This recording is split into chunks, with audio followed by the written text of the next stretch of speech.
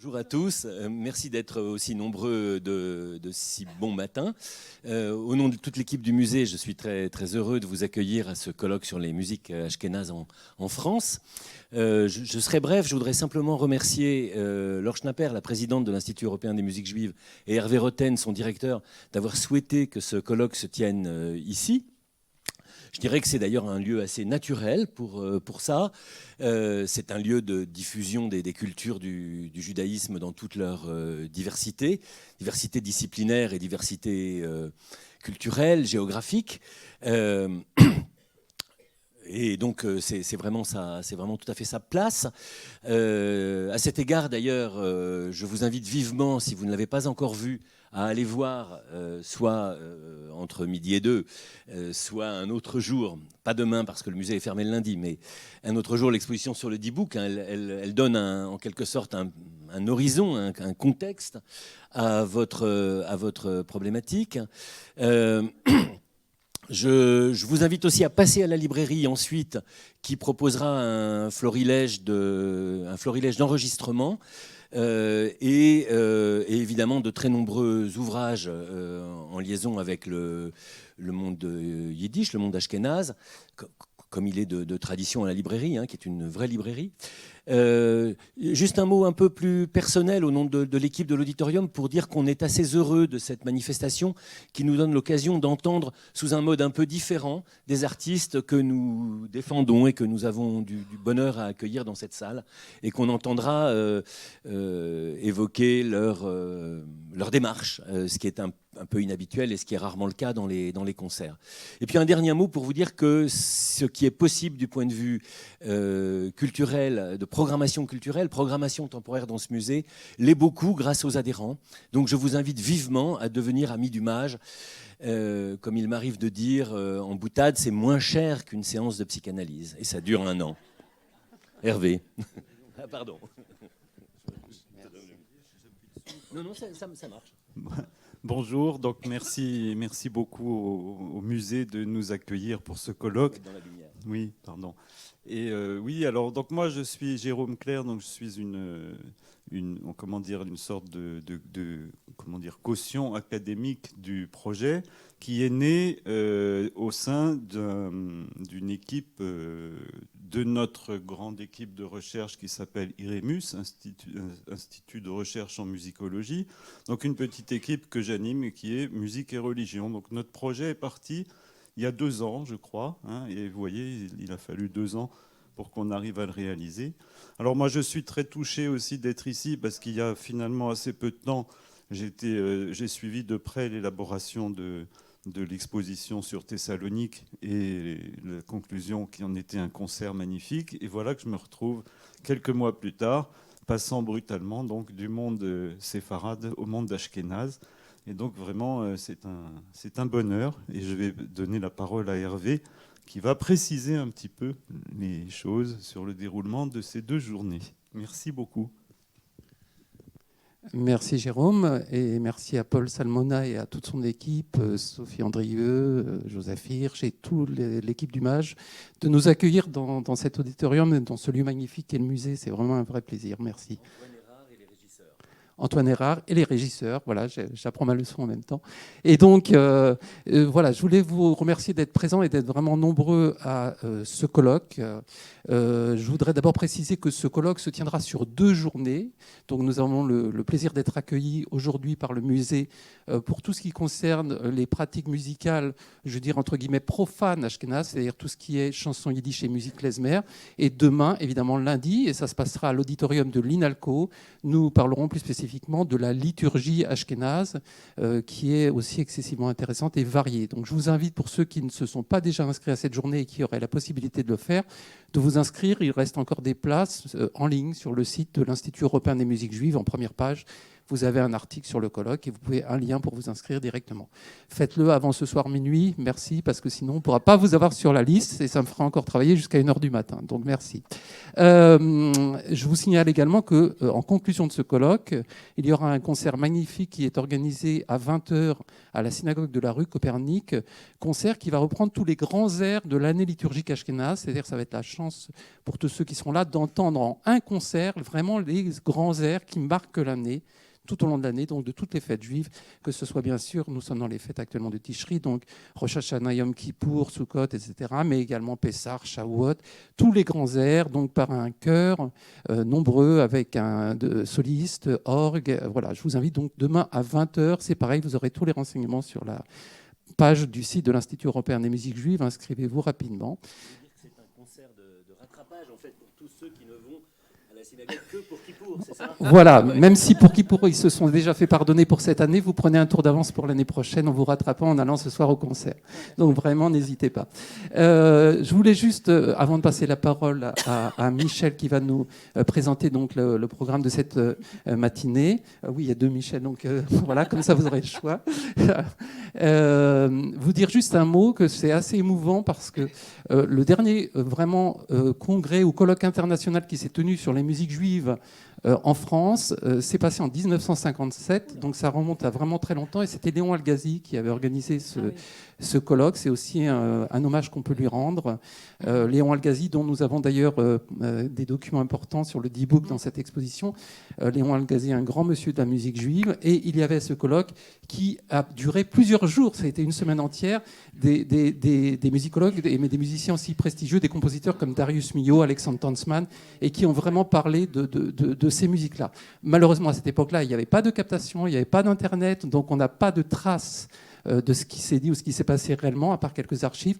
Mais aujourd'hui, on va pouvoir, à notre modeste niveau, essayer de combler un peu ça, puisqu'il y aura une captation et qui sera disponible pour les générations futures.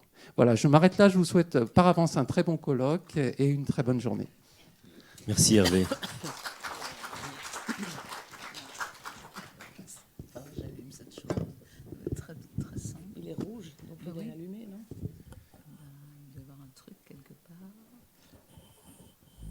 Vous savez quoi? Il est rouge, mais il marche. Il Oui, marche, oui, il marche, mais tu Ah, dois d'accord, t'avancer un ok. peu. Ah, ok. Il est bien. Ok. Alors, on touche à rien. Je pensais que ça devait être vert, mais justement, c'est le rouge qui marche. Alors, bonjour et bienvenue pour inaugurer ce beau colloque. Et j'ai donc l'honneur et le plaisir d'être aux manettes de la première matinée qui va être consacrée, vous vous en doutiez peut-être, à la chanson yiddish en France. Une chanson importée par la vague américaine. Cette chanson yiddish apparaît dans les années 20 et imprègne très vite le théâtre, les chorales, les récitals. Cette matinée est donc consacrée tout d'abord à la chanson dans le théâtre yiddish, puis au renouveau de la chanson yiddish à partir des années 70, puis à une évocation des grandes chorales yiddish parisiennes, et autres d'ailleurs, pas que parisiennes, et à leurs émules, parce qu'il y en a eu beaucoup, il y en a toujours beaucoup. Et pour finir, nous présenterons la génération montante de la chanson yiddish qui se produit sur tous les territoires de France et de Navarre. Alors, je suis particulièrement heureuse de recevoir à cette session Michel Formhoff-Levitt, docteur en études théâtrales et licencié en philologie romane, journalisme et musicologie de l'Université libre de Bruxelles. Votre thèse, intitulée « La judéité entre en scène, le théâtre yiddish de l'entre-deux-guerres à Paris, 1919-1939 », étudie, sous un angle ethno-scénologique, le nomadisme transnational et diasporique de l'identité juive, Yiddishkeit, projetée par la circulation occidentale du théâtre yiddish de l'entre-deux-guerres. Michel, vous avez bien sûr choisi d'évoquer l'aspect musical de ce théâtre. Aussi, votre communication s'intitule-t-elle « Entre scène et partition, la musique du théâtre yiddish de l'entre-deux-guerres à Paris ». Vous avez la parole. Merci beaucoup. Je vais peut-être m'asseoir là parce que ma présentation se trouve... Bon.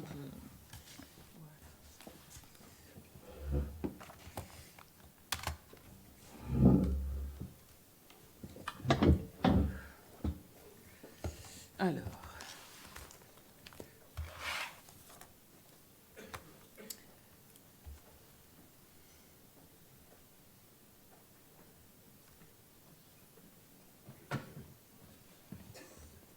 Je fais ouvrir. Alors attendez. Ouvrir.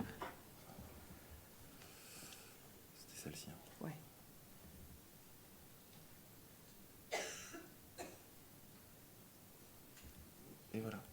Merci beaucoup. Donc bonjour.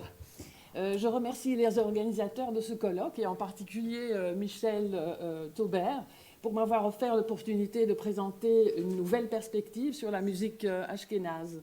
Donc celle du théâtre, comme Michel vient de le dire, à Paris pendant l'entre-deux-guerres.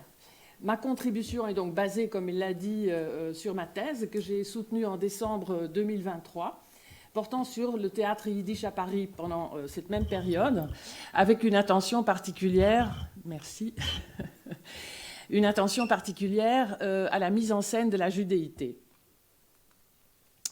Comme nous ne disposons que d'une demi-heure pour un sujet très très vaste, je vais me concentrer sur les éléments essentiels, donc à savoir les origines musicales du théâtre yiddish, Paris, carrefour des influences, le rôle incontournable de la musique, les genres, formes et thèmes musicaux, les influences internes et externes, le théâtre artistique et populaire, et enfin la Yiddishkeit et l'héritage de la musique au théâtre.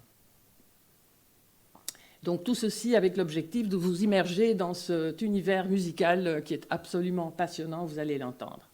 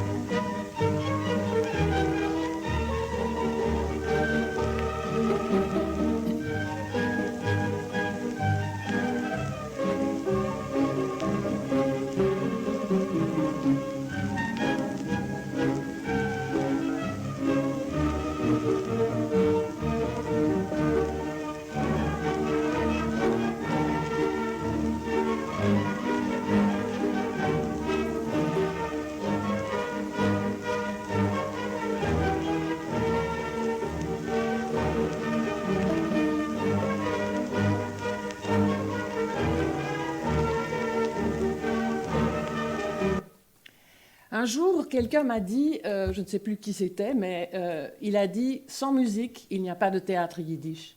Et il avait raison. La musique est véritablement le cœur battant de ce théâtre. Le morceau que vous venez d'entendre est extrait d'un CD exceptionnel, absolument exceptionnel, qui regroupe des morceaux accompagnant une série de pièces du théâtre académique juif de Moscou, jouées entre 1922 et 1938. Ces enregistrements, en fait, ont été préservés et compilés par le professeur Mel Gordon de l'université de Berkeley en Californie en 2001, à une époque où beaucoup de chercheurs, surtout aux États-Unis, ont tenté de retrouver les traces de cette musique dont il ne subsistait rien, ou presque, après la Deuxième Guerre mondiale.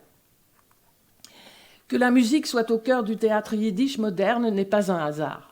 Le théâtre yiddish est né du cabaret musical, très influencé par le Purim Spiel.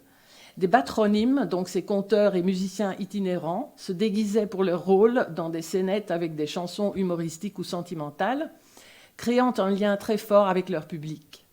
Ces artistes, comme les Broder Singers, donc littéralement les chanteurs de Brody, se produisaient dans les caves à vin, les cours d'auberge, des places publiques et animaient des fêtes telles que les mariages, comme illustré à l'écran. C'est Abraham Goldfaden, considéré comme le père du théâtre yiddish moderne, qui a su saisir cette énergie musicale en recrutant ces artistes itinérants pour fonder la première troupe professionnelle en Roumanie en 1876.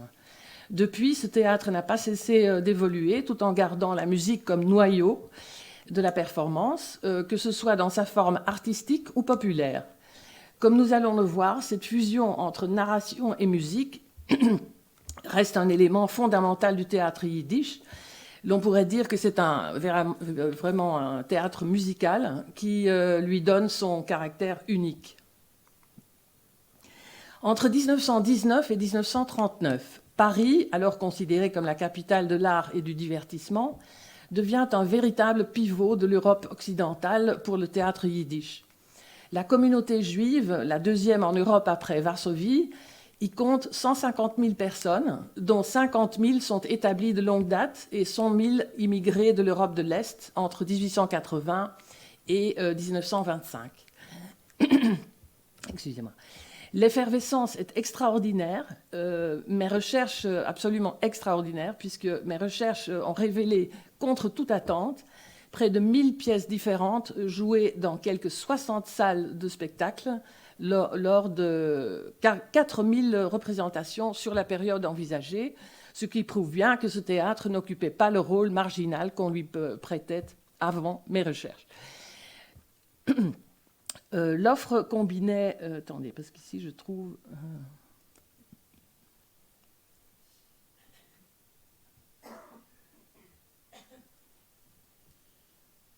Donc l'offre combinait de grandes troupes itinérantes et des productions populaires ou commerciales, locales, plus modestes. La musique y est omniprésente, en particulier dans les genres populaires comme l'opérette et les mélodrames qui captivaient les masses. Dans ces pièces, la musique dépasse l'accompagnement, jouant un rôle d'agent dramaturgique, émotionnel et culturel. Dramaturgiquement, elle rythme l'action, elle enrichit les personnages et marque les moments clés. Émotionnellement, elle rappelle l'Alterheim, donc le lieu d'origine, donc la maison d'antan, éveillant souvenirs et nostalgie et créant un lien intime avec le public. Culturellement, elle incorpore le folklore klezmer et les chants liturgiques, préservant les traditions et offrant une esthétisation à effet thérapeutique. Voici un exemple type de l'importance de la musique au niveau dramaturgique. On va voir les trois éléments l'un derrière l'autre. Le théâtre académique juif de Moscou, donc le Gosset, cette cassette, était venu représenter cette pièce au théâtre de la Porte Saint-Martin à Paris pendant sa tournée européenne en 1928, récoltant un succès extraordinaire, tant auprès du public juif que non juif. Dans cette scène, la musique annonce l'arrivée de Bobbe Joachne, la sorcière interprétée par Salomon Michoels, bien que dans l'image que vous voyez, ce soit Maurice Schwartz du théâtre d'art yiddish, mais je trouvais l'image tellement parlante que j'ai utilisé celle-ci.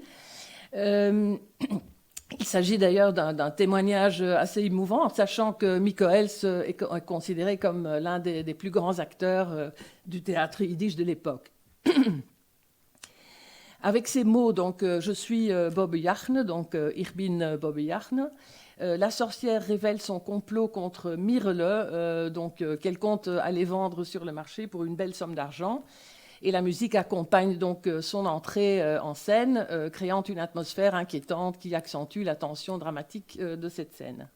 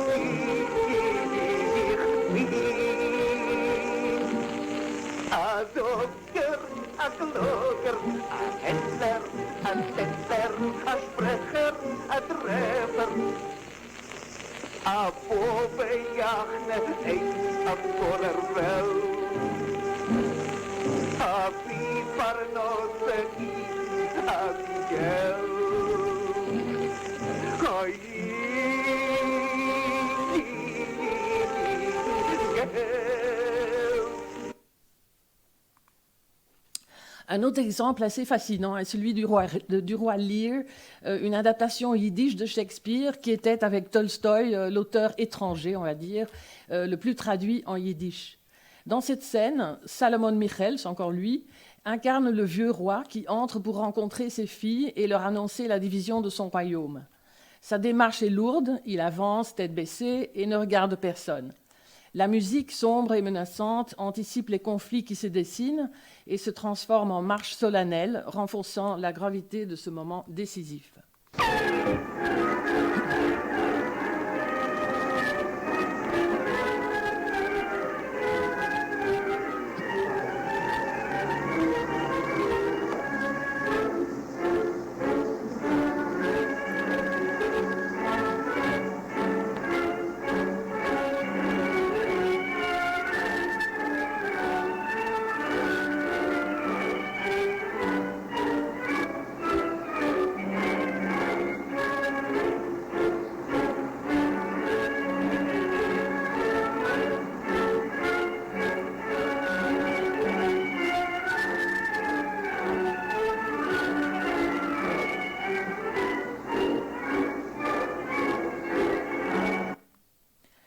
Dans les voyages de Benjamin III, une autre pièce représentée par le Gosset donc à Paris en 1928.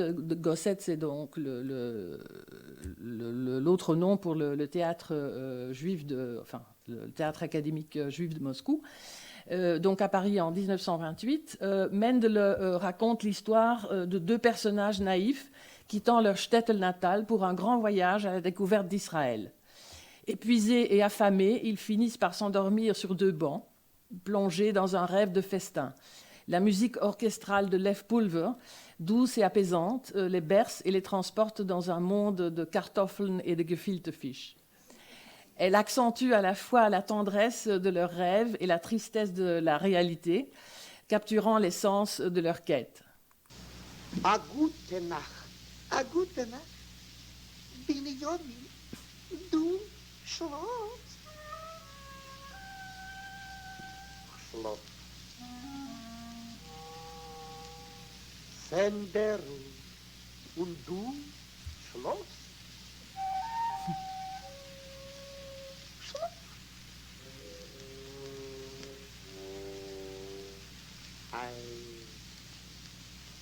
Gehackte Leberle, gefüllte Fisch, oi, Senderu, mit Creme, oi, sie's gut, Senderu. Gut, Binyomi. A gute Nacht. A gute Nacht.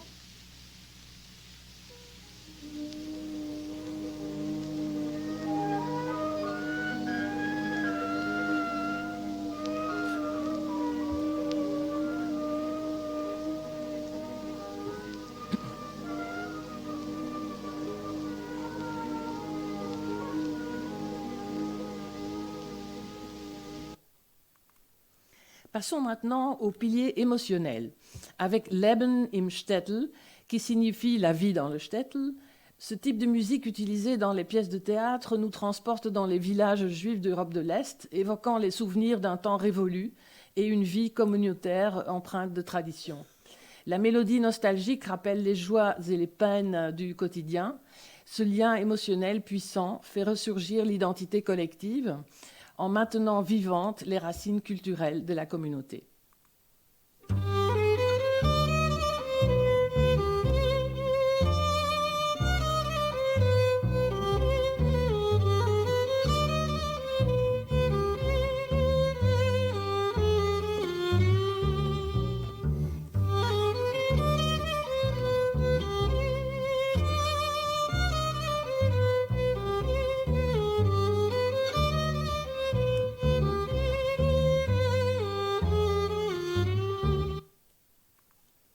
Une autre évocation émotive de la vie dans le shtetl rappelle l'univers pictural de Marc Chagall. Belz, mein Shtetl Belz est une chanson yiddish nostalgique qui évoque avec tendresse la ville de Belz, située en Ukraine. Interprétée pour la première fois dans les années 30, dans 1930, elle est devenue un classique du répertoire yiddish, symbolisant l'attachement à l'Alteheim, donc la patrie d'origine. La chanson dépeint les souvenirs d'enfance et la beauté du village, avec ses ruelles, ses maisons simples et les habitants chaleureux.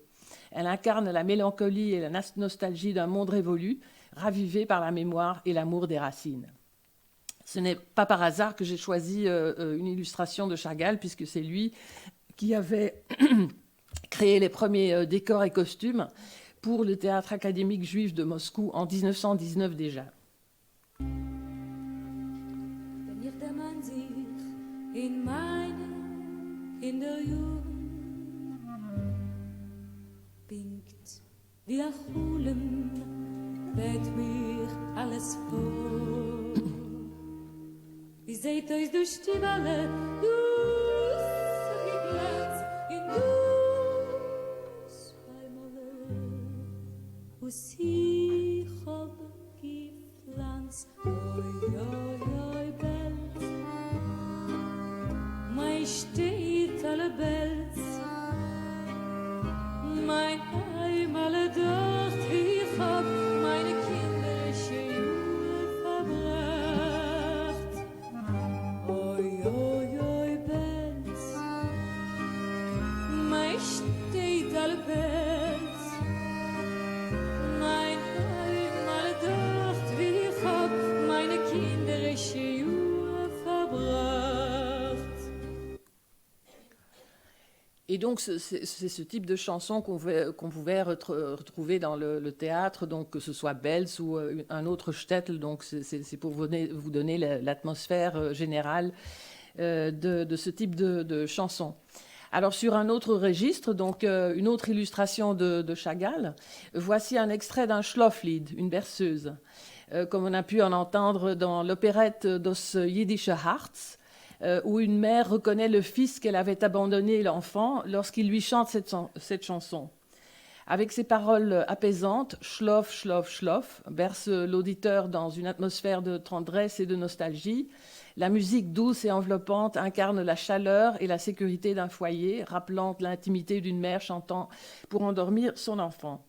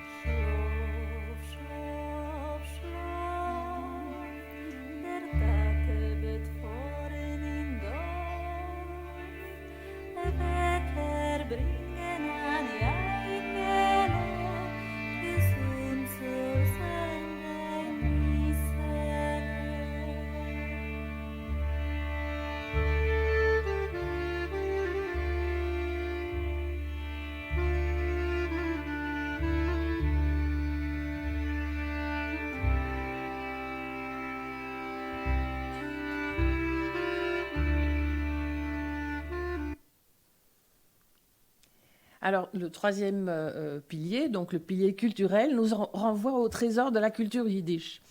Un exemple est le mitzvah-tanz, traditionnellement présent au mariage juif, où les proches, comme le père ou le grand-père de la mariée, dansent avec elle en tenant un mouchoir, symbolisant la bénédiction et la transmission de la tradition. Donc, dans une ambiance festive, le mitzvah-tanz est rythmé et joyeux, surtout lorsque les invités sont priés de participer, comme vous allez l'entendre.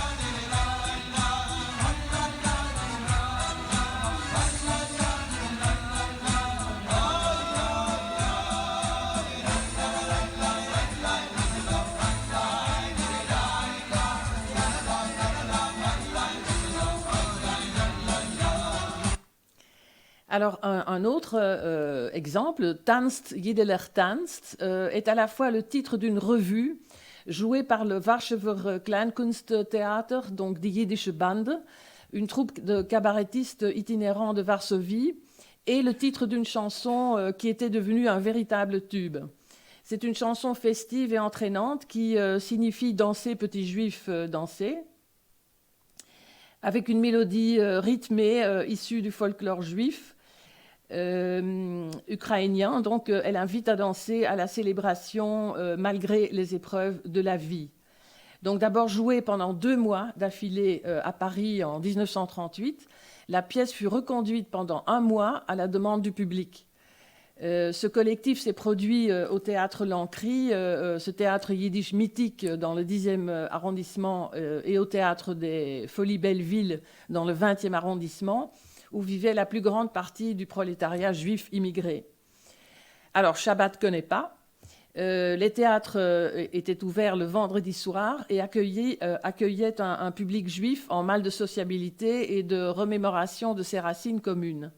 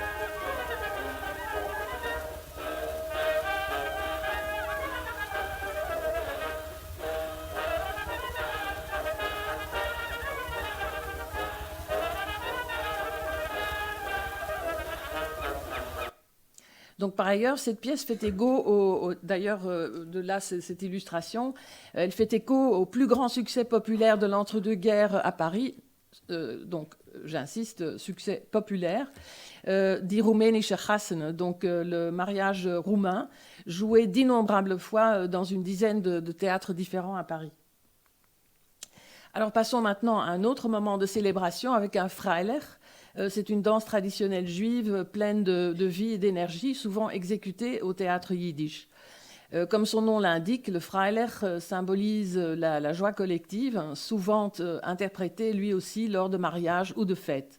Ce type de musique entraînant et rythmée invite tout le monde à danser et à se réjouir ensemble. Dans cette pièce populaire anonyme, les pièces que vous voyez à l'écran, les personnages sur scène se laissent emporter par la musique, reflétant la gaieté et l'esprit communautaire des Stettler.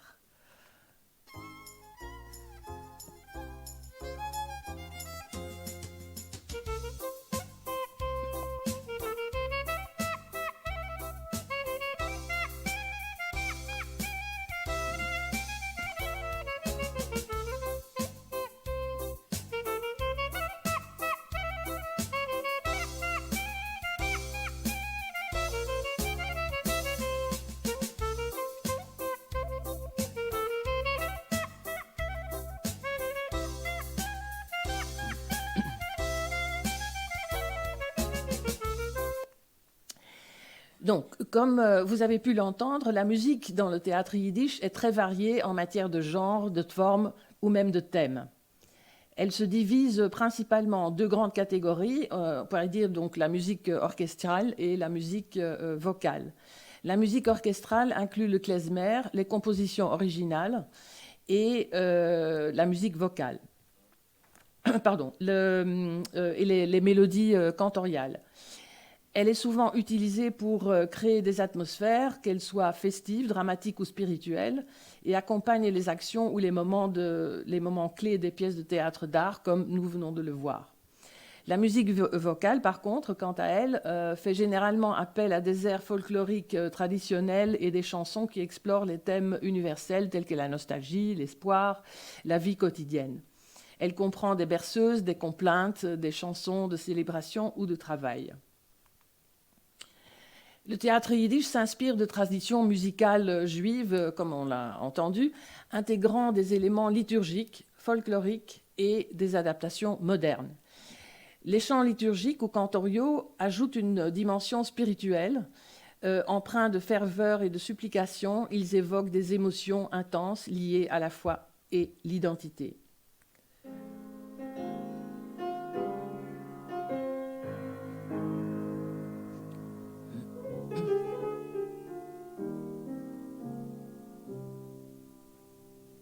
Iskadal ve'iskadash, Iskadal ve'iskadash,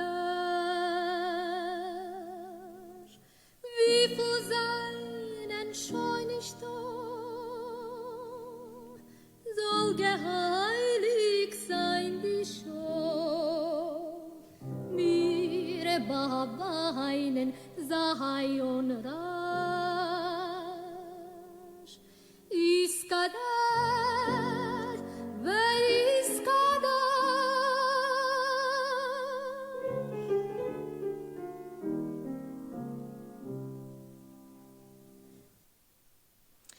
En parallèle, le klezmer, avec ses airs festifs ou mélancoliques, joue un rôle central dans les pièces plus joyeuses ou populaires.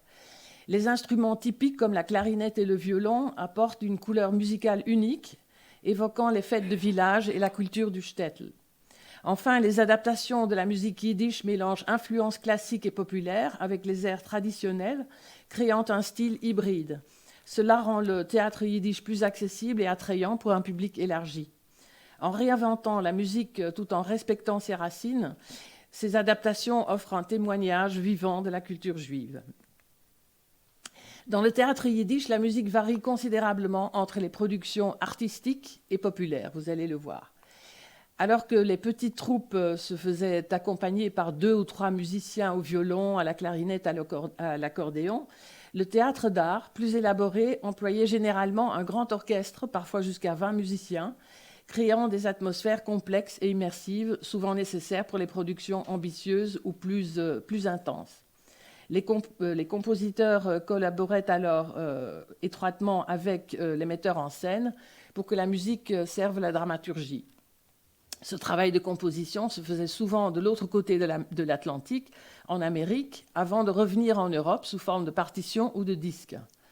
Enfin, certains compositeurs comme Enor Kohn et Lev Pulver ont fait le choix de rester en Europe et ont même travaillé pour le cinéma. Donc, je vous rappelle que c'est Enor Kohn qui a créé la musique de film pour le D-Book, ici présent à l'étage.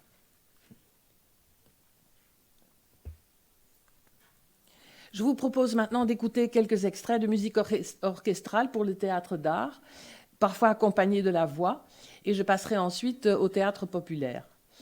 Donc, dans les voyages de Benjamin, qu'on a déjà entendu précédemment, de Mendelmacher Sforim, Lev Pulver a composé le leitmotiv du Luftmensch. Donc, c'est un rêveur idéaliste, souvent en décalage avec la réalité. Ce terme, devenu emblématique dans la culture juive d'Europe de l'Est, décrit ceux qui, malgré leur intelligence, peinent à prospérer matériellement. Benjamin III, un Luftmensch, part pour un voyage illusoire avec Sandel, symbolisant la poursuite de rêves impraticables. Donc il cherche la terre d'Israël.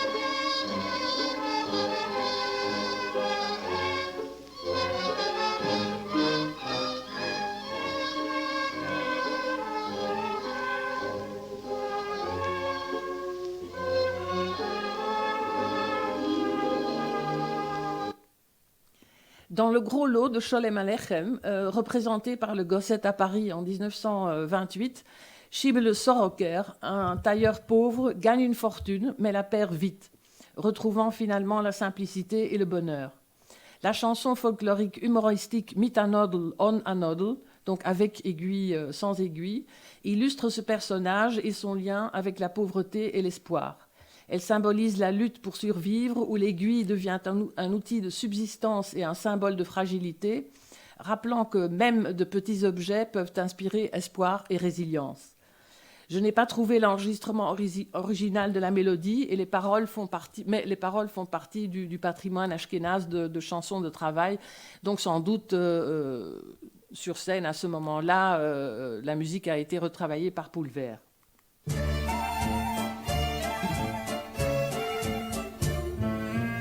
Mit a Nudel und a Nudel, meich mir de Kuvet Gudel. Mit a Nudel und a Nudel, meich mir de Kuvet Gudel. In as ich hab a Nudel mit a Fudel, neich mir rub die schönste Begudel. Mit a Nudel und a Nudel, meich mir bekuvet Gudel. Mit a Nudel und a Nudel, meich mir bekuvet Gudel. La chanson Nicht Schimmele, pas Schimmele, explore le thème du changement d'identité. Dans cette scène, Schimmele, interprété par Salomon Mikoels, qui se fait désormais appeler Senior Makarovitch, un nom qui sonne plus prestigieux et cosmopolite, reflétant son désir d'ascension sociale et de respectabilité, invite les bourgeois de sa ville pour célébrer sa nouvelle fortune.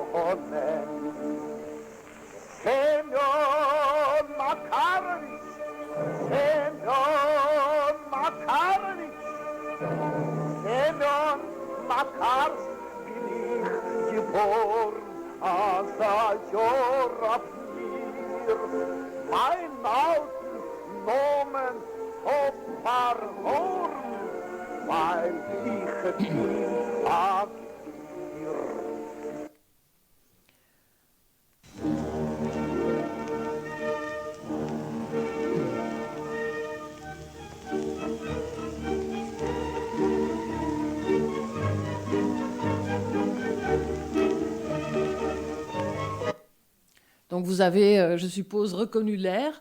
Il accompagnait la scène de bal, donc cette scène-là, dans le gros lot, hein, dans la même pièce toujours. Le titre Cher est un mot yiddish qui se réfère à une danse folklorique traditionnelle juive, souvent associée à des mariages et à d'autres célébrations communautaires. Elle fait partie du répertoire klezmer et de la culture juive ashkénaze, particulièrement en Europe de l'Est. Le mot Cher signifie ciseau et fait référence au mouvement de la danse en carré qui rappelle donc à la fois les mouvements de ciseaux utilisés par le tailleur et ceux donc ici dans la pièce par le tailleur. La chanson Gourle, Destin, explore le thème, toujours dans la même pièce, explore le thème de la fatalité dans l'œuvre de Sholem Aleichem. Redevenu pauvre, Schimmele déplore un destin contraire, illustrant une croyance répandue dans la culture juive de l'Europe de l'Est, où la providence est souvent évoquée avec un humour sombre. L'auteur rappelle ainsi que, malgré les efforts, certains aspects de la vie restent hors de contrôle, un message universel résonnant avec l'expérience des communautés juives de l'époque.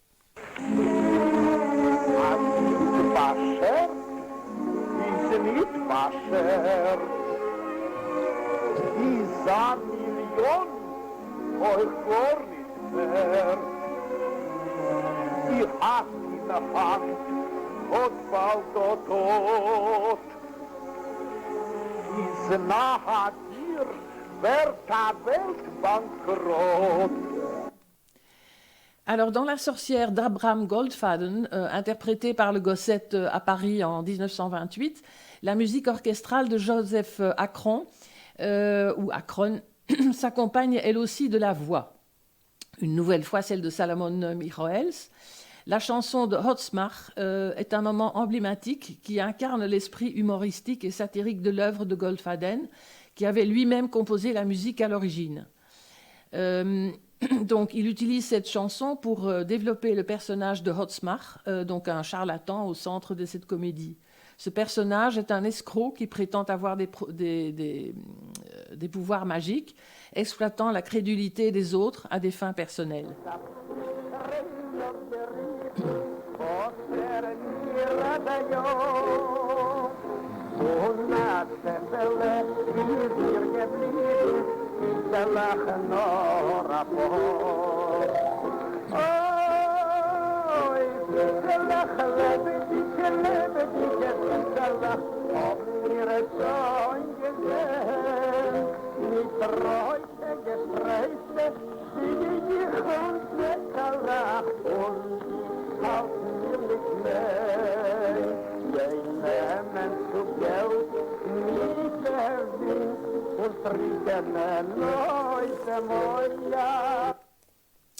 Alors, en revanche, le théâtre populaire yiddish destiné à un large public se distingue par un accompagnement musical simple, souvent un violon ou une clarinette.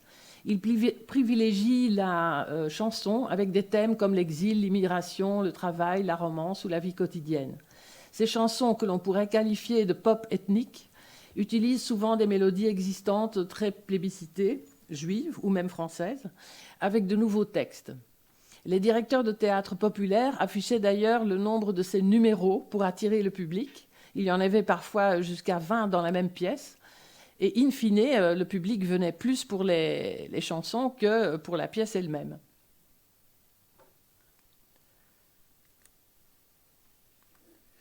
Dans le domaine des chansons populaires et de l'évolution de la musique yiddish, la transcription et la préservation de la musique juive traditionnelle se développent à la fin du XIXe siècle et s'accélèrent grâce à des initiatives ethnographiques en Europe de l'Est, comme celle de la Société historique ethnographique de Saint-Pétersbourg, pilotée par Sholem Ansky.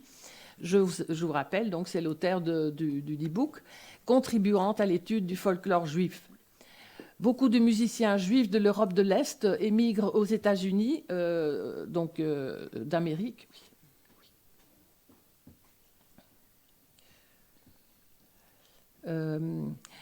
Spécifiquement à East Broadway. Excusez-moi, parce que je suis un peu...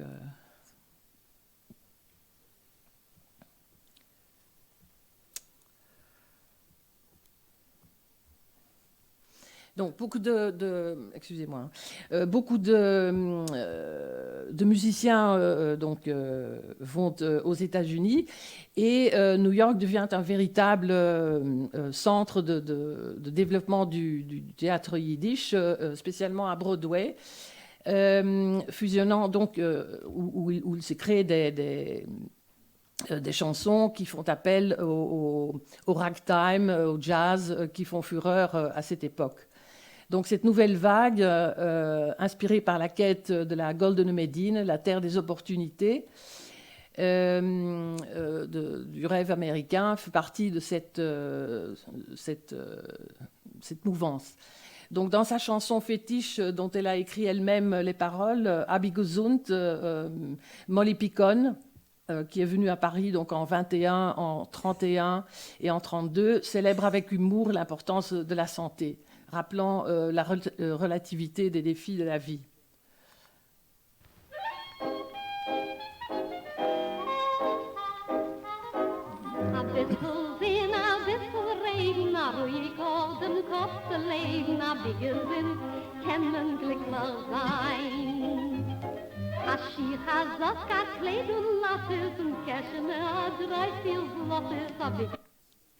Donc à travers ce florilège de la musique orchestrale et vocale dans le théâtre artistique et populaire, vous aurez compris que la musique du théâtre yiddish est bien plus qu'un simple accompagnement.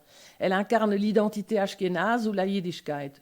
préservant la mémoire culturelle. Elle évoque la nostalgie des racines perdues ou abandonnées et capture les émotions de la diaspora. Véritable langage universel, elle relie acteurs et spectateurs autour de la résilience et de la joie.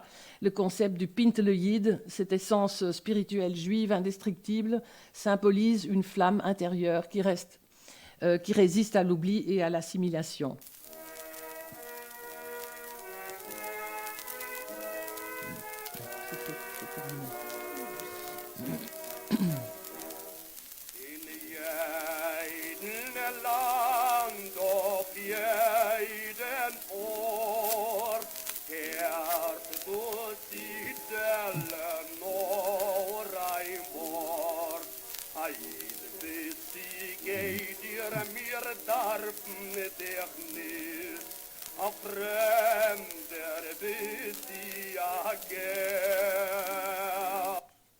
Donc le théâtre yiddish, avec sa richesse musicale et culturelle, reste un témoignage puissant de la résilience et de l'identité juive ashkénaze.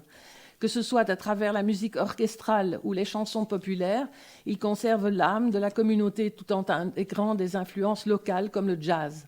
Ce processus d'adaptation témoigne de la capacité de la culture yiddish à rester vivante et pertinente, même en dehors de son berceau européen.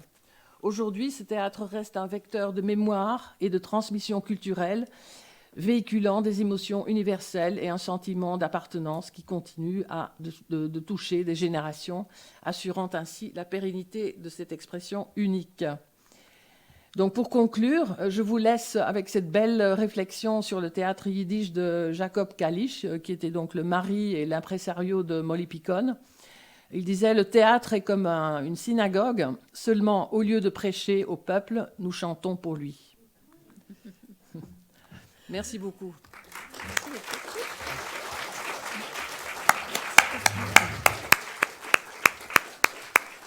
Merci beaucoup, Michel, pour ce magnifique panorama de la musique dans le théâtre yiddish. On a vraiment voyagé entre tous ces lieux et toutes ces musiques et tous ces grands compositeurs et acteurs du théâtre.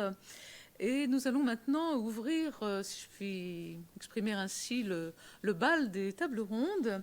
Et j'ai le grand plaisir de convier ici même Talila et Laurent Greenspan, avec lesquels nous allons évoquer le renouveau de la chanson yiddish à partir des années, disons, 70.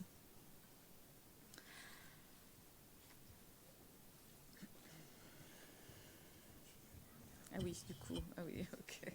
Oui, ça a été un petit peu décalé. Hop, je vais remettre là.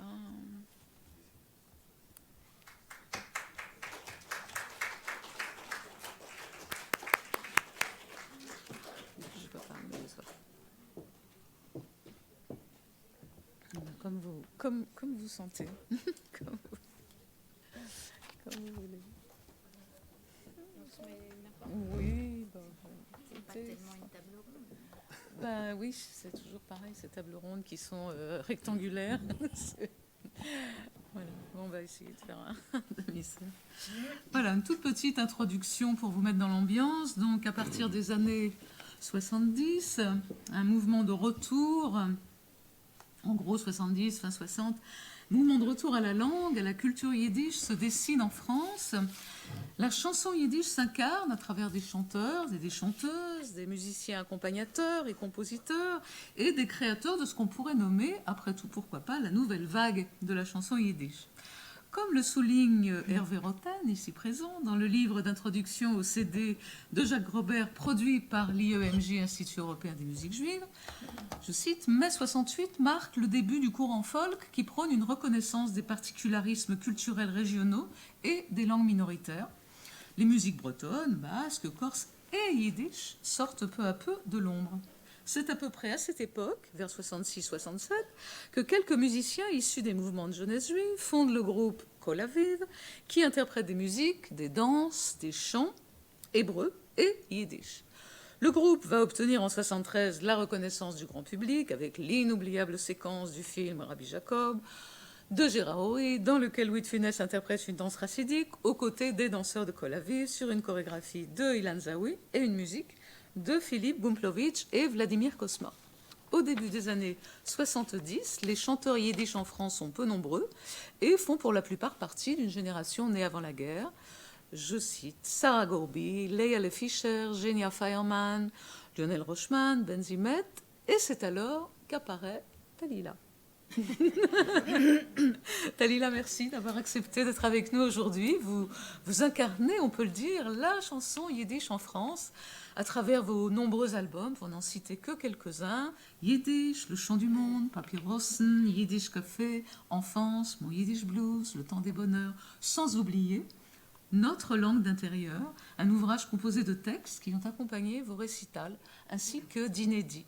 Vous êtes aussi l'interprète inoubliable de la chanson du film La Passante du Sans-Souci de Jacques Ruffio, et vous êtes également comédienne de théâtre. Alors, pouvez-vous nous raconter comment vous en êtes venue à chanter en yiddish? C'est-à-dire que vous avez tout dit déjà. Donc je ne sais pas. Bon, j'ai écrit un petit quelque chose parce que quand même, improviser, c'est difficile. Bon, alors, oui, c'est vrai que vous avez tout dit. Donc, je suis une enfant de l'immédiate après-guerre. Vous avez cité ceux qui étaient avant, tant mieux, j'en fais pas partie. Héritière, donc, de ce dont on ne parle pas, c'est-à-dire héritière des pleurs, des rires, de la peur, héritière d'une langue qu'on entend mais qu'on n'apprend pas. Vous avez eu un petit exemple là, parce que c'est moi qui chante le fameux Bells, et j'avais honte de l'entendre. C'est un des premiers enregistrements avec Kol Aviv. Je ne connaissais pas encore vraiment très très bien le yiddish, etc. La voix n'était pas vraiment posée. J'espère avoir fait mieux depuis. Donc une langue qu'on entend mais qu'on n'apprend pas, puisque nos parents nous parlaient yiddish et nous leur répondions en français. Et ils n'avaient pas du tout l'intention de nous apprendre cette langue, comme dans certaines familles beaucoup plus intellectuelles. Par exemple, chez les Waldman, on parlait yiddish et on enseignait la langue aux enfants. Les Waldman, la famille de Rachel Hertel. Voilà. Une langue qu'on entend mais qu'on n'apprend pas, de la musique qu'on écoute sur de vieux disques ou au bal de la société, interprétée par des chanteurs qui semblent en faire trop, avec des sanglots dans la voix, on a pu en entendre pas mal là, pour les femmes, et quelque chose de nasillard et rigolo pour les hommes. Enfin, en tout cas, c'est ce qu'on entendait chez moi, rue Truffaut. Héritière de tout ce à quoi on voudrait échapper. Alors, forte de mon arrogance de la jeunesse, car je ne sais pas si vous avez remarqué, mais quand on est jeune, on est très, très arrogant. Je me lance et on verra bien. Il y a d'abord le mouvement de jeunesse, où on est censé se débarrasser des oripeaux de la honte, se reporter à mon texte, page 53, comment je suis devenue sioniste, dans un livre qui s'appelle Notre langue d'intérieur. Et c'est là que tous ceux qui ont des velléités artistiques peuvent les exprimer et fourbir leurs armes. Les danseurs dansent, les gratteurs de guitare grattent, les stars de la flûte à bec soufflent et les comédiens jouent, souvent faux. Je deviens la chanteuse du groupe Kol Aviv où se retrouvent des anciens des mouvements de jeunesse. Je chante en hébreu, évidemment, alors que je ne connais pas cette langue, qui ne tardera pas à me sembler étrangère. Et petit à petit, je vais introduire une petite chanson yiddish qui m'est bien plus familière, puisque je l'entends à la maison. Je ne sais pas encore à l'époque que le yiddish est une vraie langue, bien plus riche et subtile que je ne le crois. Il me reste à tout apprendre, et d'ailleurs, je n'ai pas encore fini de le faire aujourd'hui. Il y a le travail de la voix, bien sûr, le travail sur la langue yiddish, l'écoute des anciens chanteurs qui ont tant à nous apprendre. J'écoute avec ravissement une chanteuse comme Isa Kremer, avec sa voix merveilleuse de soprano, qui était née en 1887 à Bells et qui est morte en 1956 en Argentine. C'est sans doute elle, la première chanteuse yiddish à se produire sur une scène et à faire vraiment le tour du monde avec ses petites chansons.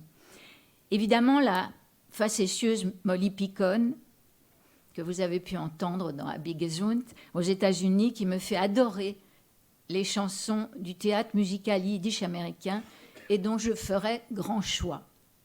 Sarah Gorby, que vous avez citée, à la fois impressionnante et très kitsch, et son disque mémorable des chants du ghetto, accompagné par les structures sonores des parents de Teddy Lasry. Ben Sion Wittler, pour les hommes, m'impressionne beaucoup, chanteur, compositeur, comédien. Lui aussi, il est né à Bels en 1907 et est mort en 1961. C'est une sorte de crooner au vibrato qui donne des frissons. Alors, il ne faut pas oublier que les années 70, cela aussi, Michel, vous l'avez dit, voit le renouveau des langues régionales. Le breton devient à la mode et Alan Stivell est le premier chanteur professionnel à utiliser la langue bretonne. La mode est aussi au chant polyphonique corse. Pourquoi la chanson yiddish ne ferait pas partie de cette renaissance?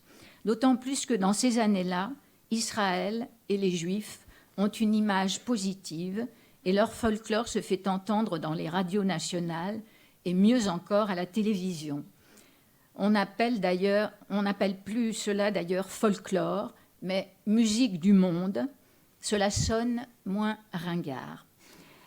Je me souviens que la troupe Colavive, par exemple, est invitée au moins 3 fois dans cette émission qui s'appelle Le Grand Échiquier, une émission très regardée, animée par Jacques Chancel, où je chante un peu de façon ridicule, bravement, un Rebbe Elimelech en tapant bêtement dans les mains.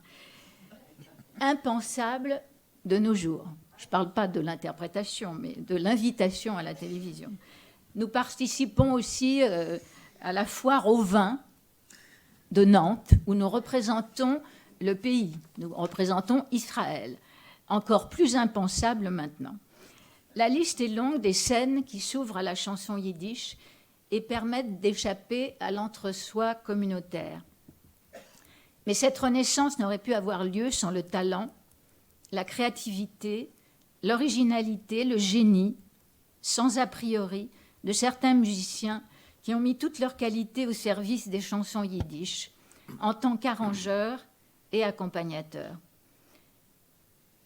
J'avais d'ailleurs coutume, à l'époque, de dire qu'on faisait du neuf avec du vieux. J'ai eu la chance de côtoyer ces musiciens et de faire un grand bout de chemin avec eux. Et si j'ai fait quelques progrès, c'est à eux que je le dois. Je citerai bien sûr Eddie Schaff, pianiste et accordéoniste génial, inventeur d'harmonie, hors norme à tout point de vue, et Teddy Lasry qui apportait son souffle surhumain à la clarinette et rendait originales et singulières les chansons les plus rebattues, sans parler de son sens inné du swing, lui qui venait du monde du jazz et de l'improvisation. Certains composent aussi, comme Eddie Schaff ou Pigné Fogel, sur des poèmes de grands auteurs yiddish comme Itzik Manger ou Moshe Nadir. Il y a donc une certaine effervescence autour de la chanson yiddish, mais il n'empêche que la question qui m'était très souvent posée à l'époque, et même encore quelquefois maintenant, même par des locuteurs du yiddish, c'était « Pourquoi chanter en yiddish ? Le public n'est pas assez grand, et puis les chansons yiddish, c'est triste. » Ça, c'était l'argument massu. J'avais évidemment mis au point une batterie de réponses censée clouer le bec à ces gens-là. Mais aujourd'hui, je dois dire que je préfère cette question à celle un peu plus blessante. Vous chantez toujours ? Question pour laquelle j'ai aussi mis au point ma propre question, qui restera sans réponse. Pourquoi me demandez-vous cela ? Il y a toujours, chez ceux qui commencent à chanter en yiddish, la revendication du dépoussiérage, comme s'il fallait faire le ménage. Je l'ai revendiqué, moi aussi. C'est l'ordre des choses. Mais la mélodie yiddish, tout comme la langue yiddish, fait de la résistance. Elle résiste au temps et aux modes.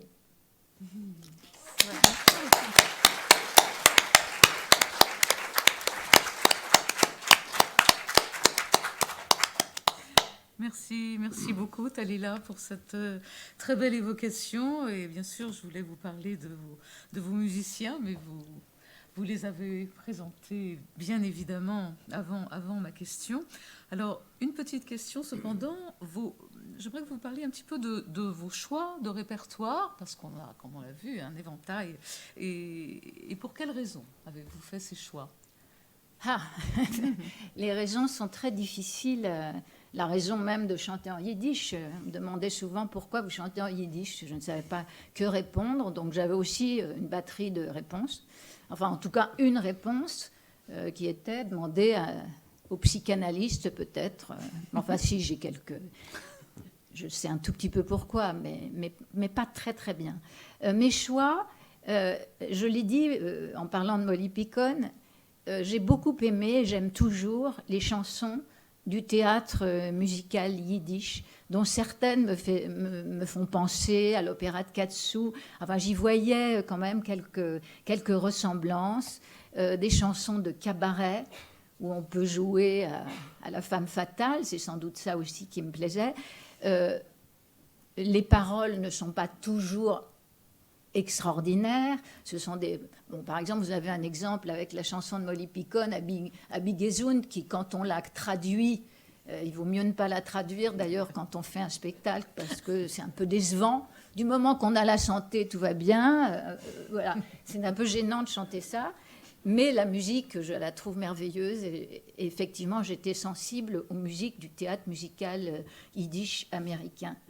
Mais j'aime aussi les poésies yiddish, et en particulier celles de Manger, qui ont été mises en musique par différentes personnes. J'ai cité Pigné Fogel tout à l'heure, qui est un camarade. Il a écrit une magnifique musique sur un poème de Manger. Eddie Schaff a écrit des musiques sur des poèmes de Manger.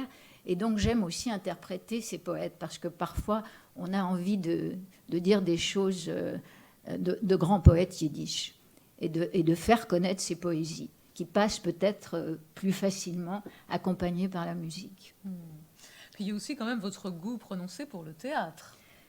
Oui, mon goût pour le théâtre, je ne l'ai jamais fait en yiddish, je l'ai fait en... Oui, mais on sait que le yiddish a trouvé refuge dans la langue française. Bien sûr, bien sûr. Et mon goût pour le théâtre, je le manifeste en tout cas.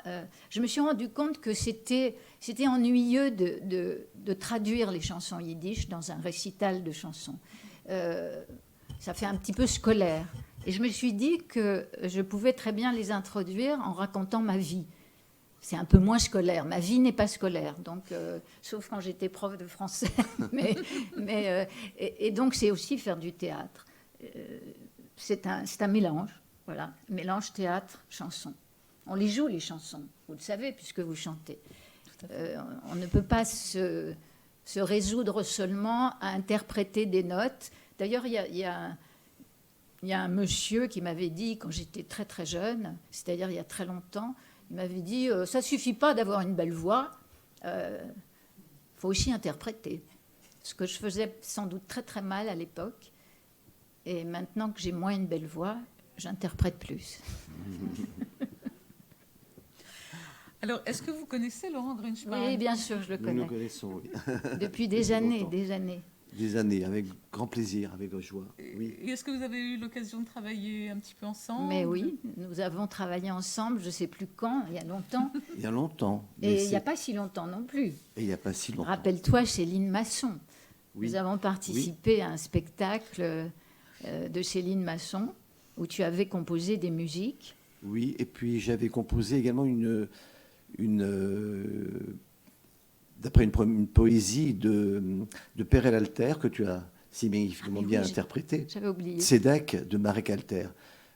C'est un film dans lequel Marek Alter montre finalement les gens bien, les gens de bien, et qui n'étaient pas juifs et qui ont sauvé beaucoup, voilà, de juifs, voilà, dans toute l'Europe d'ailleurs. Donc je voulais, voilà, te rappeler cela. Et puis voilà, mais je suis vraiment, enfin, tu voulais poser encore d'autres questions? Ah bon, non, mais vas-y, Je t'en prie. vas-y. Ah, moi, Non, je suis vraiment très très honoré déjà d'être dans ce lieu de mémoire. C'est extrêmement important d'avoir d'être dans ce musée. La mémoire est importante. Je crois, vous avez parlé de mémoire, vous avez évoqué le yiddish.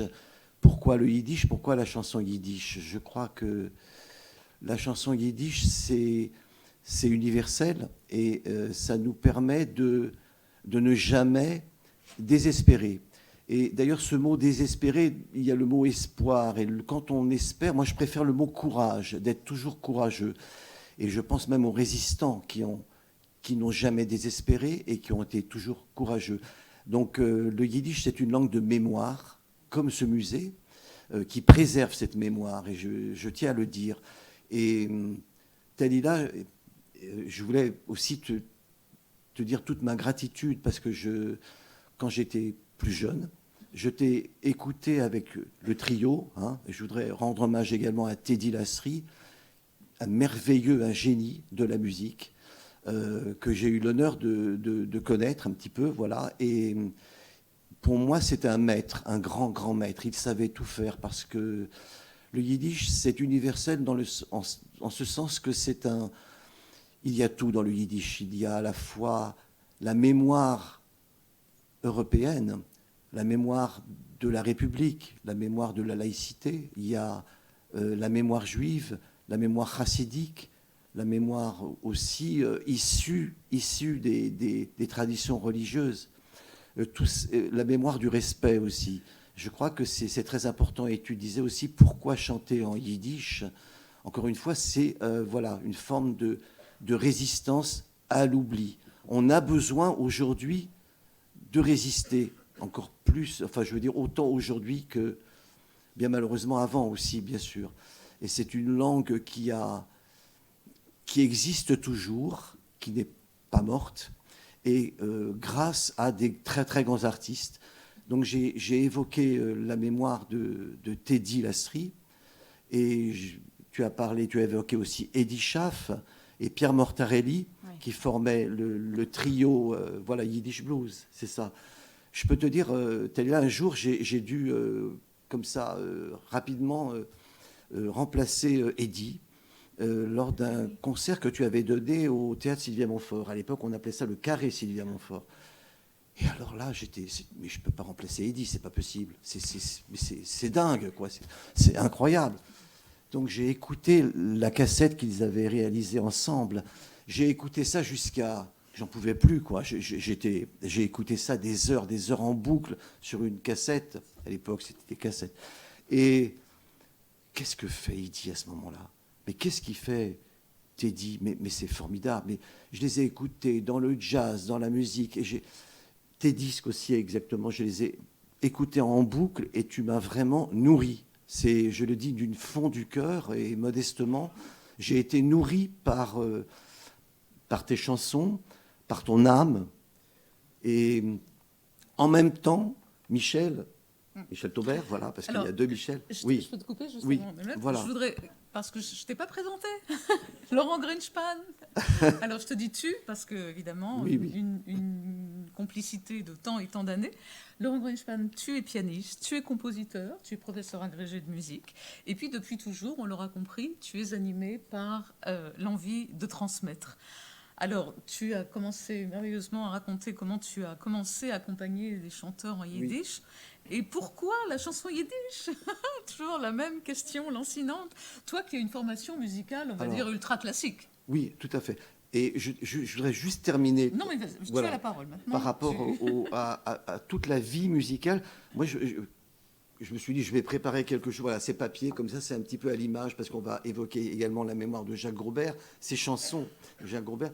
Et il avait des papiers comme ça, un peu, je ne savais pas quelle était la première page, la deuxième. Voilà, il apportait des chansons comme ça, et puis on a improvisé beaucoup. Je vais en parler rapidement de l'improvisation, mais avant tout, je voudrais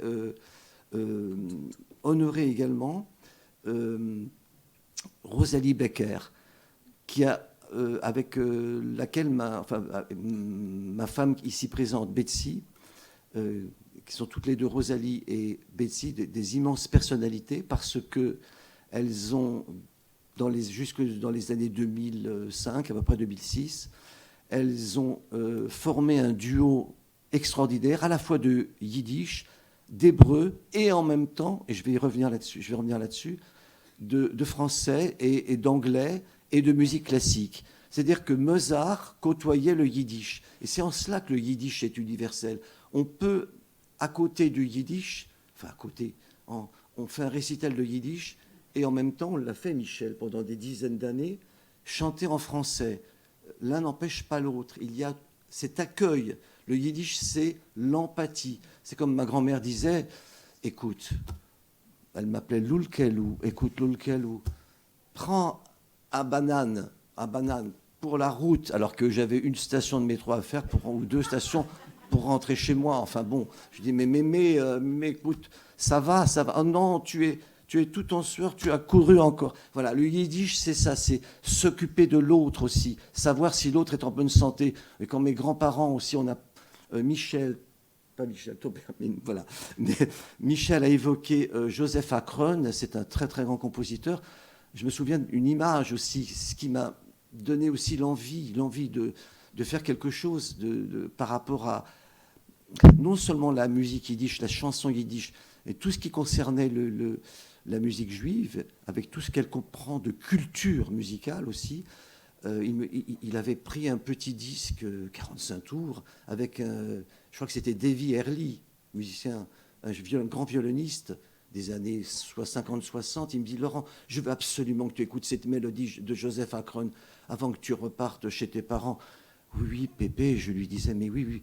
Et là, j'écoutais cette mélodie, je l'ai encore dans les oreilles, et c'est cette mélodie aussi qui m'a nourri, voilà, comme m'ont nourri tous les interprètes. On va parler de Jacques tout de suite, mais tous les interprètes yiddish, autant Sarah Gorby que Violette Smayer, que j'ai accompagné aussi en yiddish et qui chantait également en français. Des chansons, ça allait de Léo Ferré, ça allait L'Affiche Rouge, on en a parlé récemment. Toutes ces chansons de résistance, je crois que c'est très très important tout ça. Et moi j'ai été témoin, donc ce n'est pas un discours, on va dire, très construit que je vous présente, mais simplement quelque chose de très spontané, un petit témoignage, très modeste, mais en même temps, je tiens à le dire, parce que je crois que c'est très très important. Et voilà, je t'en prie, Michel. Oui. Rebondir. Tu peux me couper la parole, Alors, bien sûr. Faut dire pour le public ici présent, Laurent, que tu as un talent exceptionnel pour l'improvisation et que tes accompagnements, comme tes compositions, sont le fruit justement de styles musicaux extrêmement riches, extrêmement variés. Bon, tout le monde sait ici que le yiddish est de toute façon une langue de fusion qui agrège évidemment tout un tas de substrats linguistiques riches et variés. Et je vais me permettre de changer de casquette 2 secondes et de prendre celle de chanteuse yiddish, puisque j'ai eu le grand plaisir de travailler avec toi pendant un certain nombre d'années. Absolument. Et ce que j'aimais par-dessus tout, c'était que pour une même chanson, chaque fois, l'accompagnement était nouveau. Voilà, je voulais juste évoquer cette petite chose-là. Et donc, tu parlais des chanteurs que tu as accompagnés, comme Violette Schmeyer, avec sa voix de voix rauque, de chanteuse populiste, à la Damia, personnalité aussi du monde yiddish. Et donc Jacques Robert. Oui, voilà, Jacques. Alors, juste avant encore d'évoquer Jacques, mais là, je vais être encore plus bref, je vais essayer en tout cas, parce qu'on est toujours un tout petit peu hors sujet quand on parle de... Voilà. Mais... quand tu parles de compositeur et d'improvisateur, ça s'est fait d'une manière très... sans que je m'en aperçoive finalement. J'ai eu cette chance ou cette malchance d'avoir une formation classique, on va dire, classique entre guillemets. J'ai fait des études de piano classique, voilà, pianiste classique. J'avais l'habitude de partition. Donc, étudiant, moi j'avais toujours joué Schumann, enfin pas toujours, les choses pas trop difficiles. Alors je regardais du côté des leaders de Schumann, des accompagnements de leaders de Schumann et de Schubert aussi, qui était encore pour moi un peu plus facile. Hein, Lindenbaum, enfin bon, c'est pas si facile que ça, mais bon, parce que tu es également chanteuse classique, voilà. On a eu le plaisir en effet, pendant des dizaines d'années, de chanter à la fois autant du Mozart, du Schubert que du yiddish, comme je disais tout à l'heure. Et ça, c'était un grand plaisir pour moi. Je regardais, puis en musicologie, pendant des cours, les partitions des accompagnements de Schumann, de ces grands génies, enfin de Schumann, en même temps que je jouais une fugue de Bach, etc. Bon, j'avais une formation classique. Et cette formation classique, pour moi, elle n'était pas du tout opposée à ce que j'ai découvert dans ma famille yiddish, dans ma famille juive. C'était la même chose, en même temps, c'était complètement différent. Il y a une sorte de dualité, de paradoxe, comme on dit, de cette acculturation entre la musique, on va dire la musique allemande, mais pour moi, ce n'est pas de la musique allemande, c'est de la musique tout court, finalement, et la musique yiddish. Parce que quand j'ai commencé, en effet, là, je vais évoquer Jacques Grobert, mon ami Jacques Grobert, il arrivait comme ça, avec des papiers, comme j'ai mis même du surligneur jaune pour les idées centrales, mais en fait, je m'en sers pas trop. Finalement, c'est pas grave, hein, tant pis. Ou tant mieux. Mais, et puis, déjà, il s'enquérait de ma santé. Puis il me disait, mais Laurent, mais ça va. Il arrivait chez mes parents, quand j'étais chez mes parents. Ça va, tu te sens bien, tu es tout pâle. Là, je suis encore tout pâle, c'est pas grave. Mais oui, Jacques, ça va, mais tu étais sûr qu'on peut répéter 1 heure? Et puis encore, à 8 heures du soir, on répétait encore. Et en fait, il arrivait avec des papiers, des morceaux de chansons, de poésie. J'ai même regardé l'étymologie du mot poésie, poème, qui est création. Et Jacques, je me suis dit, mais comment Jacques parle yiddish déjà? Parce que moi, je comprenais une conversation courante de mes parents, mes grands-parents, paternels, parce que mes grands-parents maternels ont bien malheureusement été exterminés à Auschwitz. Donc je me sentais ce poids, cet énorme poids de la Shoah, bien sûr, et de ne pas... Je me suis interdit même de parler yiddish parce que c'était trop dur pour moi. Et là, je comprends une conversation courante, et je comprends une chanson d'une manière courante. Et puis si on me la traduit, pour moi, c'est encore mieux. Mais comment, Jacques, tu as osé, et si j'osais, composer, écrire en yiddish, de la poésie yiddish? Eh bien oui, Jacques, lui, il connaissait le yiddish parfaitement, et le russe aussi, l'anglais, le français, il était plus que quadrilingue.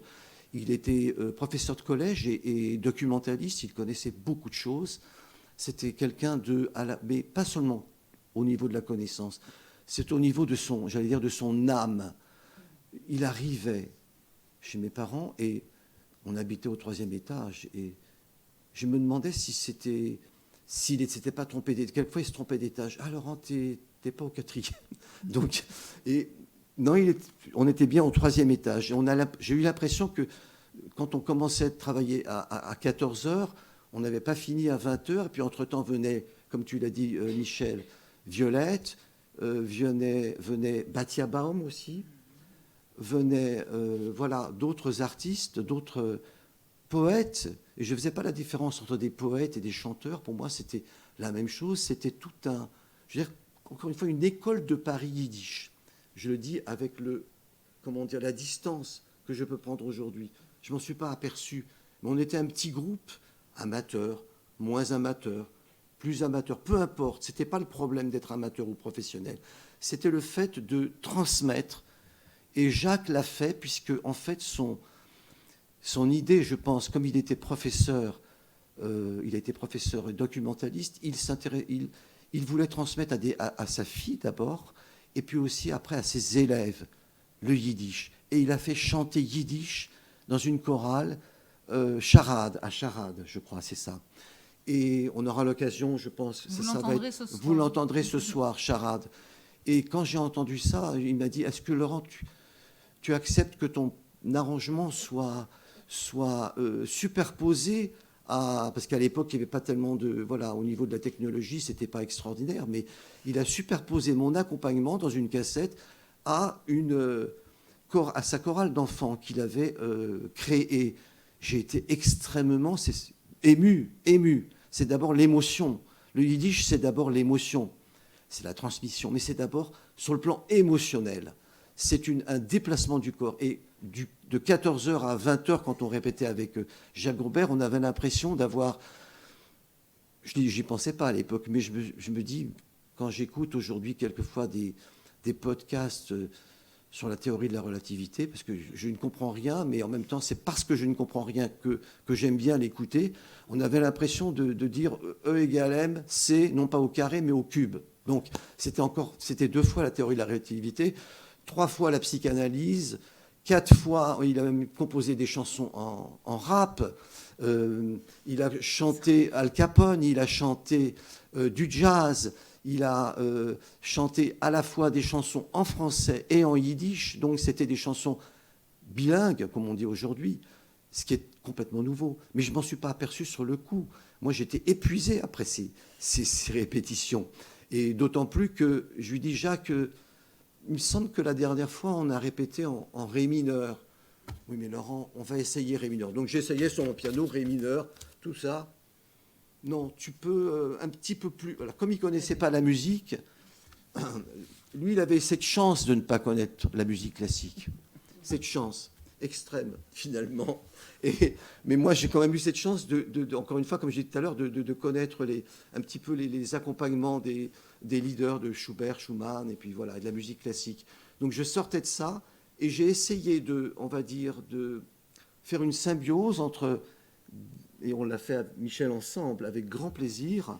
Ça allait de Bach, Debussy, même une chanson où je commençais par, je ne sais pas si c'était la 9e de Beethoven, ou la pastorale de Beethoven, ou une sonate de Beethoven qu'avait joué le pianiste, bon, voilà. En fait, voilà, un mélange, et je crois que ce mélange des cultures est très très important. C'est ce qu'a voulu réaliser, enfin, c'est ce qu'a voulu créer, mais Jacques, et je ne sais pas s'il en était totalement conscient, mais oui et non, on va dire, mais quand on crée, peut-être qu'on ne pense pas à ce qu'on fait. On est dans l'improvisation. Michel, tu disais très gentiment tout à l'heure, oui, voilà, bon, agrégé, pas agrégé, désagrégé, décomposé, désimprovisé. J'ai cherché, en fait, depuis le temps que j'ai eu mes petits diplômes, un petit peu de les oublier, certains diront de les transcender, je ne sais pas. Non, non, pas du tout. Je dis ça modestement. Chaque matin, je le dis vraiment avec du fond du cœur, je ne sais rien du tout et il faut tout réinventer chaque matin, après son petit café. C'est important, mais il faut réécouter tout le temps à la fois les grands maîtres de la musique dite classique, parce qu'eux ne se disaient pas ni baroque ni classique. J'ai eu une période où j'ai écouté tout le temps des cantates, on va dire, protestantes de Bach, mais je ne m'intéressais pas aux paroles de Bach. Hein. C'était luthérien, ça ne me disait rien du tout. Hein. Mais par contre, à sa musique, qui était un prétexte pour figurer des mots, tout simplement, des sonorités, ou des passions de Bach. Et alors justement, tu parles de passion. Oui. Alors, tu as raison, ce n'est pas les passions de Bach, mais c'est la passion. La passion de la transmission. Absolument. Ça, pour moi, ma dernière question, puisque avec Betsy, Michel, oui, ta compagne, également musicienne, tu as transmis à tes 2 fils, William et Ben, cette passion en formant donc, entre autres, un spectacle musical sur la mémoire, le fameux quartet funambule. Le quartet funambule qui vient d'un hommage, d'abord, à ma maman, qui a été une petite enfant cachée en 1942, était rue de Saintonge. Elle a été sauvée grâce à des non-juifs. Et elle a eu le courage, je parlais de courage, de partir rejoindre sa famille, des Coussins qui étaient près de Lyon. Et grâce à plusieurs personnes, dont un monsieur auquel je rends hommage, dans un conte musical intitulé « À la recherche des étoiles ».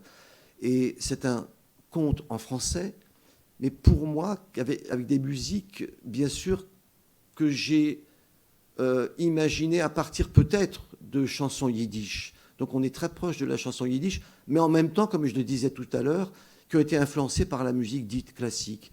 Donc je ne fais pas vraiment de différence là, entre... Voilà, pour moi, la musique, c'est la musique.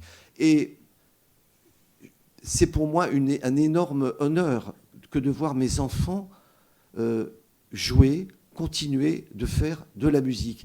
Et je me souviens un jour, il y a eu un hommage aux déportés à la grande synagogue de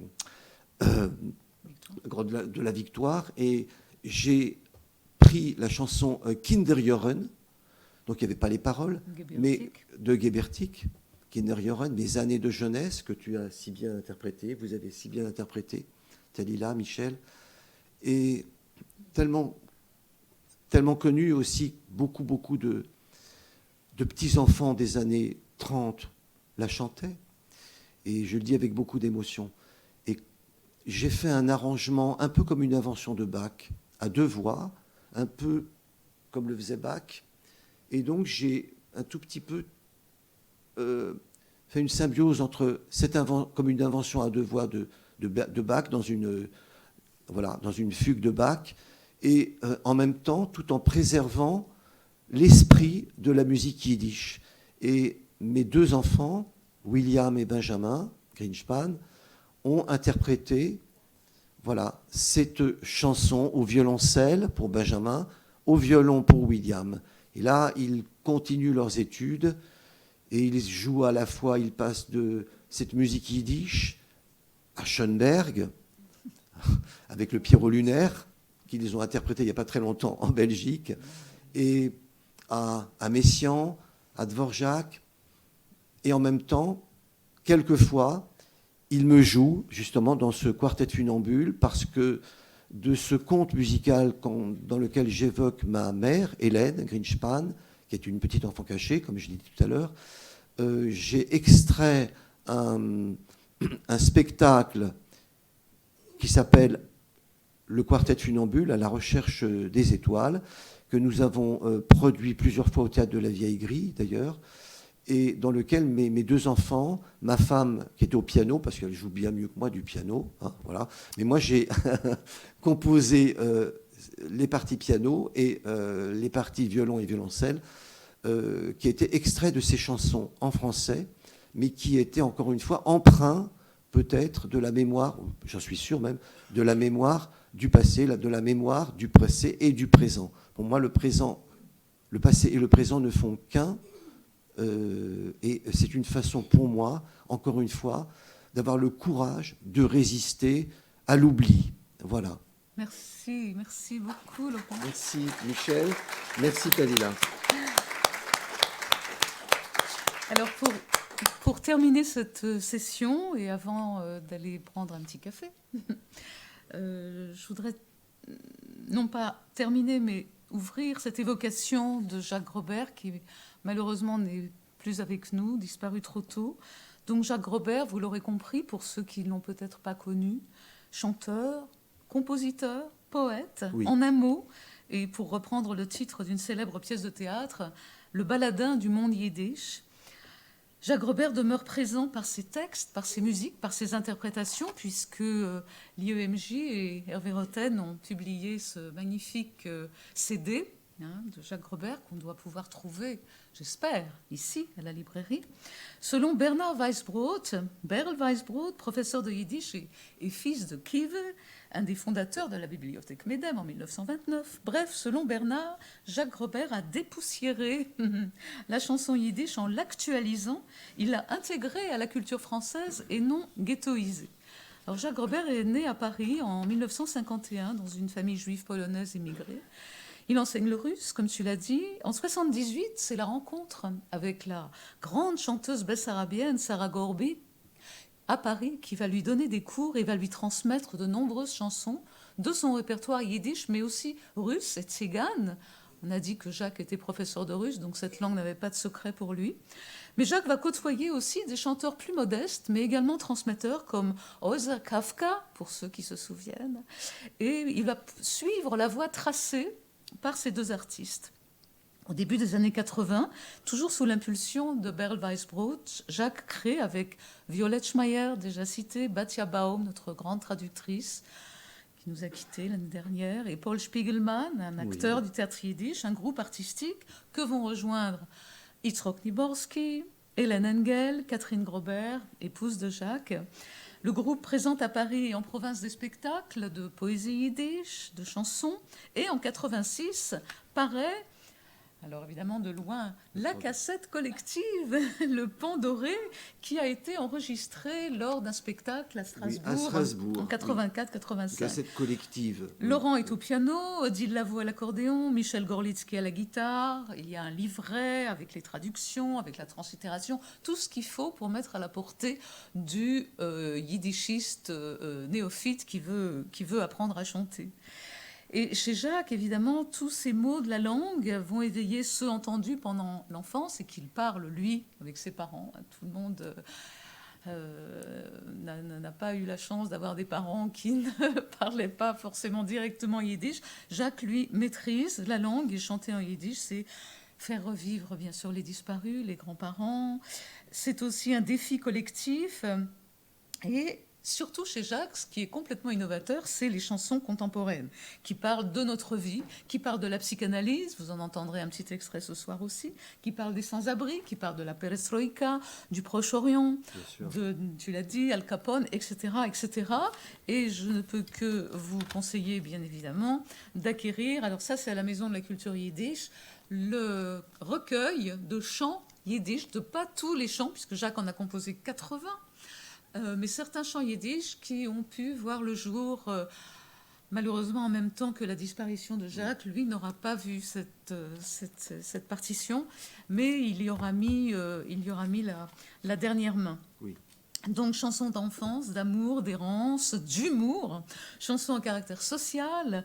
La plupart sont des compositions intégrales, même si, comme Laurent l'a dit, Jacques ne connaissait pas la musique, il chantait la musique et Laurent l'écrivait. Il écrit des poèmes en français, dont certains sont pas exact, mais la version, on va dire, parallèle des chansons qu'il composait en yiddish. On a des principes de poétique, association de mots, symétrie, jeu, sauf que dans son français à lui, on entend résonner, chanter le yiddish, justement. Et parfois prédomine le jeu de mots, où, comme l'écrit Yitzhak Niborski, justement dans la préface de cette partition, l'auteur fait scintiller en même temps les lumières du yiddish, du français, du russe et de l'anglais. Donc multilingue, évidemment, les chansons de Jacques le sont, comme l'a toujours été la culture yiddish elle-même. Donc auteur de 80 chansons, d'une trentaine de poèmes, de nigunim aussi, d'air chassidique. Le titre de ce recueil, Chiriboim, ni Chiribim, ni Chiribom, ni Chiribam, mais Chiriboim, est un mot inventé par Jacques, évidemment, à partir de la célèbre onomatopée Chiribim, auquel il a ajouté le mot boim, l'arbre, une façon d'évoquer création et transmission. Et cette transmission, Jacques l'a mise en œuvre avec les enfants, pour lesquels il a écrit plusieurs chansons, dont la fameuse charade, dont le chat aux yeux bleus, qu'il a fait interpréter par une chorale d'enfants. La transmission passe également par l'atelier chanson de l'AITC, l'Association pour l'étude et la diffusion de la culture yiddish, ancêtre de la Maison de la Culture Yiddish, créée par Fanny Amiel, à laquelle je rends hommage, en 1986-87, et que Jacques va reprendre à la disparition de celle-ci et animer pendant 7 ans. Voilà, pour Jacques Robert, comme pour Laurent d'ailleurs, chanter en yiddish, c'est faire acte de résistance, lancer un défi, crier la vie. Nous vous remercions de votre écoute. Merci Michel. Merci Kalila. Merci Michel. Merci beaucoup. Merci Kalila.